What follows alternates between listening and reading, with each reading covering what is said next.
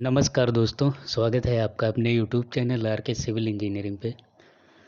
तो दोस्तों मैं यहाँ पे सिंचाई इंजीनियरिंग पढ़ा रहा हूँ, जिसका मैंने पार्ट 1 करा दिया है और ये चैप्टर 1 है, जिसका चैप्टर का नाम है सिंचाई प्रणाली, जिसको इंग्लिश में बोलते हैं इरिगेशन सिस्टम। तो दोस्तों मैंने इसका पार्ट 1 करा दिया है, ये पार्ट 2 है। ये पार्ट 2 है। पार्ट 1 आपको मेरे उसमें मिल जाएगा, प्लेलिस्ट में जाना, वहाँ पे आपको पार्ट 1 मिल जाएगा इरिगेशन का। और ये पार्ट 2 है, अभी ये पहला ही चैप्टर है।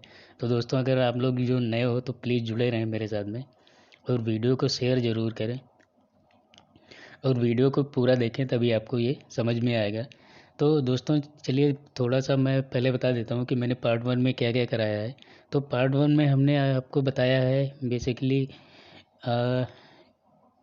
इंट्रोडक्शन बताया है कि सिंचाई क्या होती है, किस तरह की काम करती है, सिंचाई की आवश्यकता क्या होती है, और सिंचाई जो प्रणाली है, इरिगेशन सिस्टम है, वो कितने प्रकार का होता है। मैंने आपको बताया था 2 तरह का, एक प्राकृतिक सिंचाई, एक होती है कृत्रिम सिंचाई।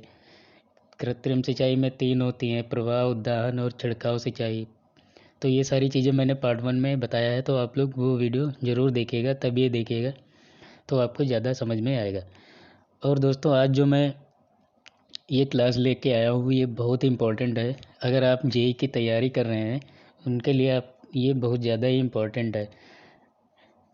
तो चलिए बिना बकवास किए वीडियो शुरू करते हैं और आज का टॉपिक देखते हैं। सबसे पहले हम देखते हैं सिंचाई प्रणाली के लाभ क्या हैं।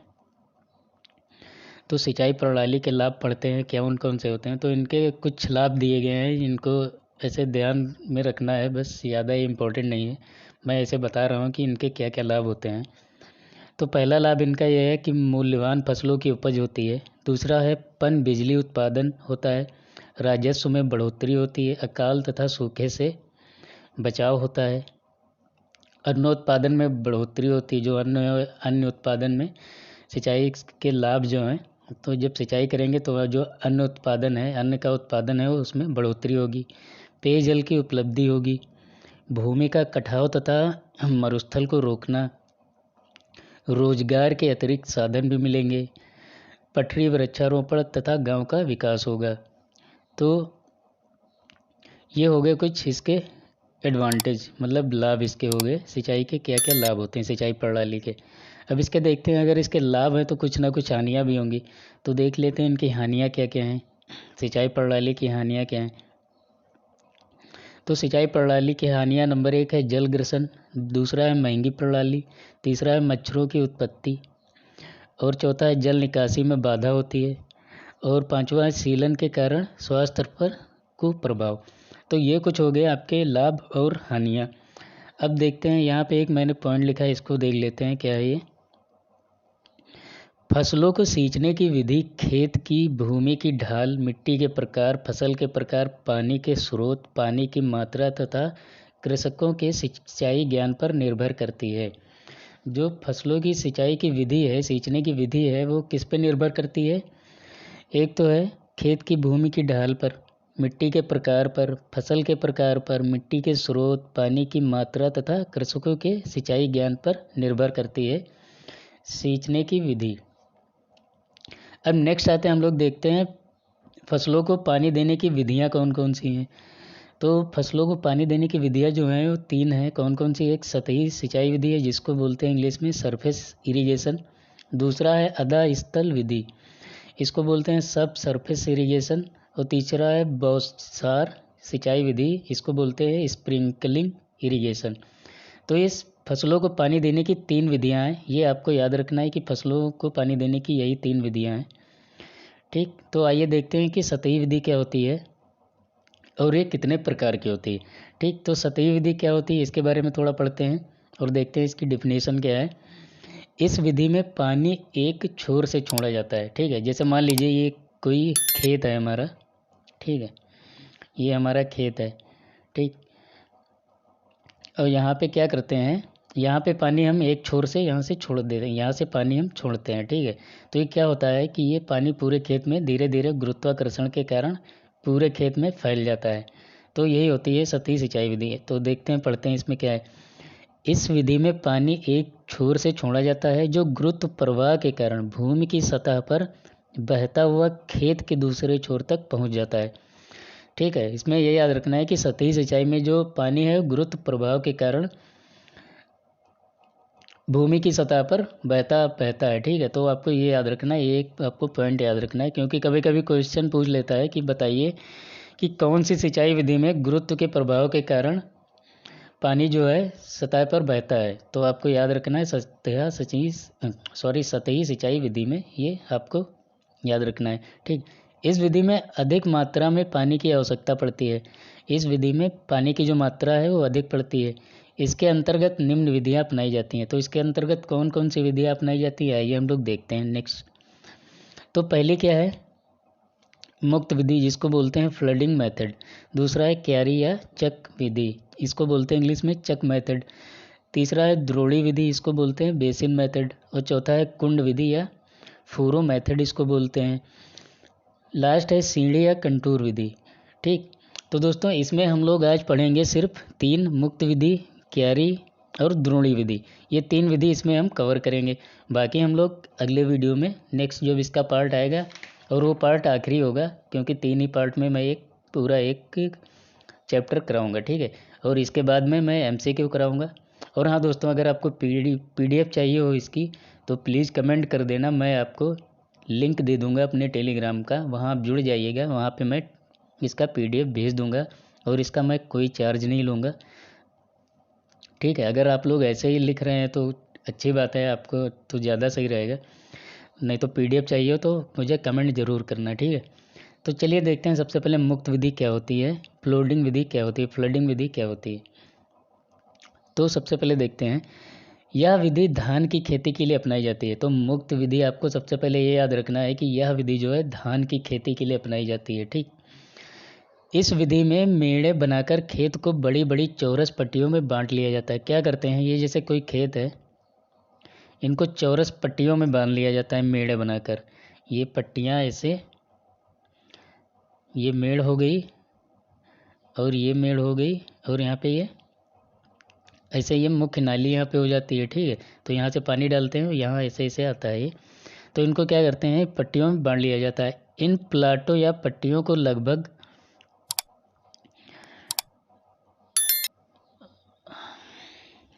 इसको थोड़ा इन प्लाटों या पट्टियों को लगभग 100 में 1 की ढाल दी जाती है। तो इन प्लाटों या पट्टियों को लगभग जो है 100 में 1 की ढाल दी जाती है। तो आपको याद रखना है, ये जो पट्टियों की चौड़ाई होती है वो 10 से 20 मीटर व लंबाई 100 से 200 मीटर तक लिया जाता है। ठीक, तो ये हो गई मुक्त विधि। अब आइए इसका देखते हैं हम लोग, फिगर क्या है, ये है, देखिए इसका प्लान है।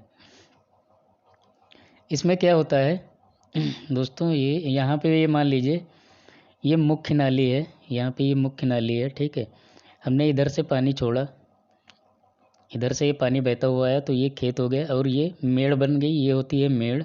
ठीक है, और ये होती हैं चौरस पट्टियाँ। ठीक, ये चौरस पट्टियाँ होती हैं। तो इनकी जो क्या होती है, चौड़ाई जो होती है वो 10 से, इनकी जो ये चौड़ाई होती है वो 10 से 20 मीटर होती है, और इनकी जो ये लंबाई होती है ये 100 से 200 मीटर तक ली जाती है। ठीक, और ये यहाँ पे मेड़ होती हैं, यही होती हैं, ये होती है, ये जो होती हैं ये चौरस पट्टियाँ होती हैं। ठीक, ये हो जाता है ये खेत। तो यहाँ पे इधर से पानी डालते हैं तो ये खेतों में ऐसे जाता है। और यह जो मुक्त सिंचाई विधि है ये धान की खेती के लिए अपनाई जाती है, ये भी आपको याद रखना है। ठीक, नेक्स्ट आते हैं हम लोग देखते हैं,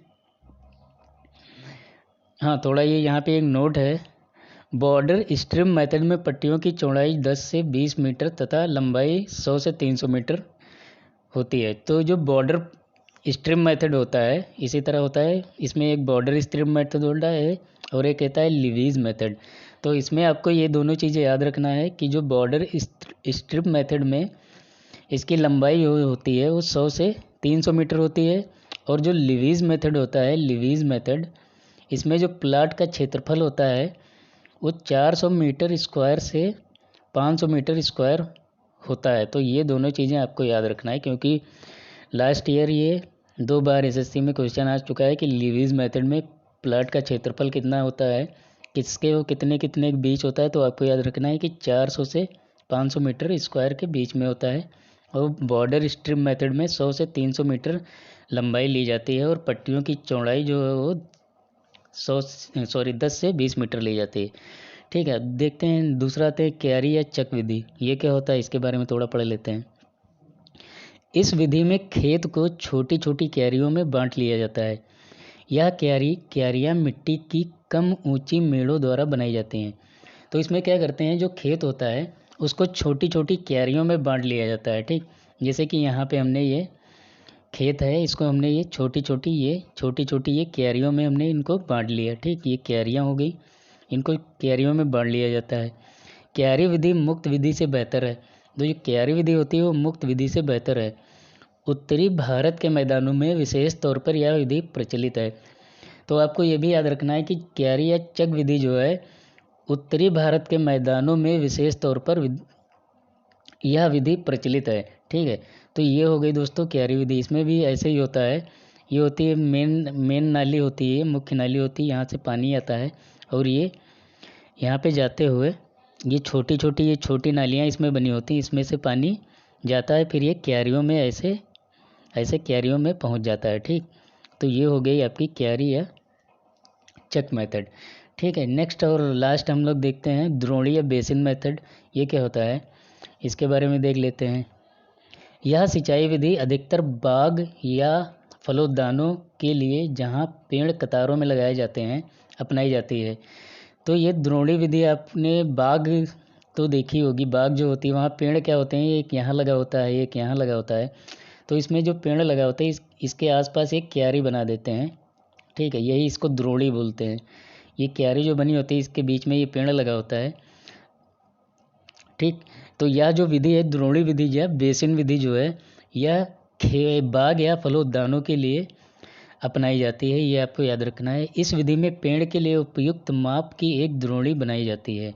पेड़ के लिए इसमें एक उपयुक्त माप की द्रोणी बनाई जाती है। तो ये देखिए दोस्तों, ये होती है आपकी द्रोणी, ये जो गोल गोल होता है और यहाँ बीच में पेड़ लगा होता है, ये द्रोणी होती है। ये बीच में पेड़ लगा होता है। ठीक है, ये द्रोणी होती है, पेड़ लगा होता है। ये मेन नाली है। अब इसमें क्या करते हैं दोस्तों, यहाँ पे ये मेन नाली है, यहाँ पे हम लोग पानी देते हैं तो ये यहाँ से आता हुआ इसमें इस वाले पेड़ में जाएगा, फिर नीचे आएगा इस वाले पेड़ में, ऐसे ही ये चारों तरफ एक एक पेड़ में ऐसे सींचती हुई चली जाएगी। ठीक है, तो ये होती है द्रोणी विधि और यह विधि जो है बाग या फलोद्यानों के लिए महत्वपूर्ण है। तो ये भी आपको याद रखना है। ठीक, ये द्रोणी विधि है, इसका ये एक और फिगर है, ये देखिए यहाँ पे ये क्या होता है सिंचाई, और ये पेड़ लगे हैं ऐसे ही ये होती है कि दूर दूर पे ये पेड़ लगे होते हैं और इसमें जब पानी देते हैं तो बारी बारी से पहले इसमें आएगा पानी, फिर इसमें यहाँ से जब ये भर जाएगा तो ये वाला पानी इसमें आने लगेगा। इसी तरह ये सिंचाई काम करती है, द्रोणी सिंचाई। ठीक है, तो दोस्तों आज के लिए मेरा क्लास यहीं पे ख़त्म होता है और मैंने आज आपको 3 चीज़ें बताई हैं, मुक्त